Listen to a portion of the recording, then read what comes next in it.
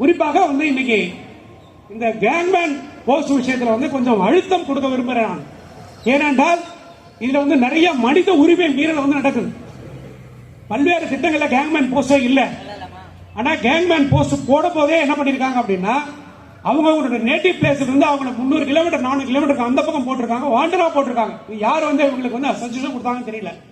ரொம்ப சொற்பமான ஒரு சம்பளத்தை கொடுத்து அவங்களை அவ்வளவு டிஸ்டன்ஸ்ல போட்டு இன்னைக்கு அவங்க அங்கிருந்து நகர்ந்து போகிறதுக்கு உண்டான போஸ்ட் சாங்ஷன் இல்ல. வேற சர்க்கிளுக்கு போகணும் அப்படின்னா போஸ்ட் சாங்ஷன் இல்ல.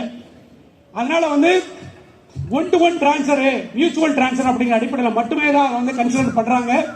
அதனாலதான் பிஎம்எஸ் கோரிக்கை வைக்கிறது, அவங்களை ஹெல்பர் போஸ்ட்ல கவுண்ட் பண்ணுங்கன்னு கேட்கிறோம். நம்ம ஹெல்பர் போஸ்ட்ல கவுண்ட் பண்ணிட்டா நீங்க தமிழ்நாடு முழுவதும் ரிக்வஸ்ட் டிரான்ஸ்பர் எல்லாருக்குமே கொடுக்குற மாதிரி அவங்களுக்கு கொடுக்கலாம் அப்படிங்கிற மாதிரி வைக்கிறோம். நாங்க கிட்டத்தட்ட 140 பேர் இன்னைக்கு இறந்து போயிருக்காங்க. எலக்ட்ரிக்கல் ஆக்சிடென்ட்ல இறந்து போயிருக்காங்க.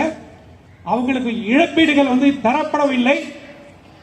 அந்த இழப்பீடுகள் தரப்படவில்லை அப்படிங்கறது இங்க நான் பதிவு செய்யறேன். நான் அவங்களுடைய விவரம் நாங்க சப்மிட் பண்றோம். நாங்க அதை தரணும். இது நான் முதலே சொன்ன மாதிரி ஏதோ முதலமைச்சர் நிவாரணத்திலிருந்து தரக்கூடிய விஷயங்கள் இல்ல.